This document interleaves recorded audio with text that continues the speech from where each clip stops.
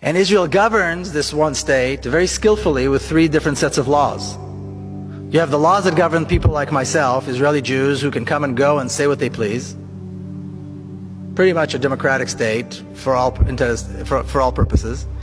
You've got the laws that govern the Palestinians who are citizens of Israel, and there are over 30 laws in the law books that discriminate against them specifically, and you've got an entire culture of discrimination against them that is deep-seated and deep-rooted in Israeli society.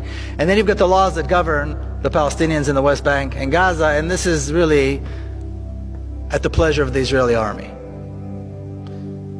If they want to destroy, they destroy. If they want to arrest and beat, they arrest and beat. If they want to torture, they torture. If they want to kill, they kill.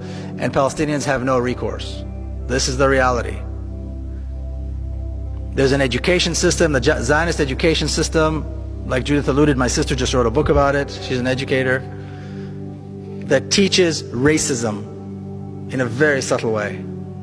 There's a bureaucracy, an entire bureaucracy, that is dedicated to making life impossible for Palestinians through all kinds of restrictions and permits and requirements that are absolutely uncalled for and unnecessary, but are all given and provided under the guise of security.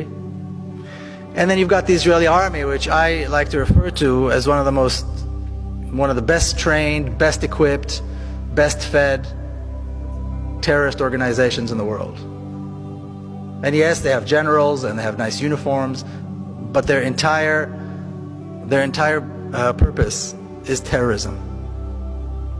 And just as one example, I'll give you one example.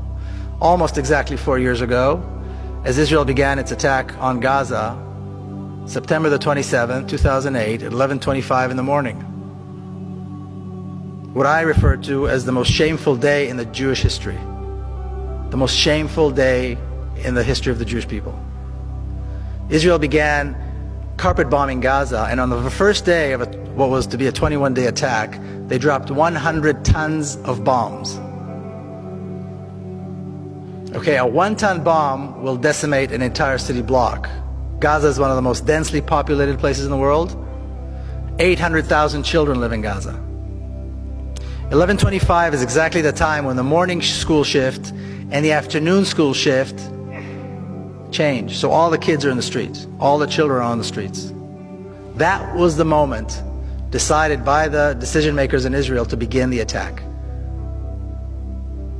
This was the first day of a 21-day slaughter that had absolutely no justification.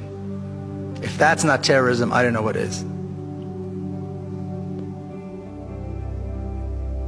And this is how the state of Israel manages to control the different populations and somehow still keep up this very sweet, liberal kind of face to everything.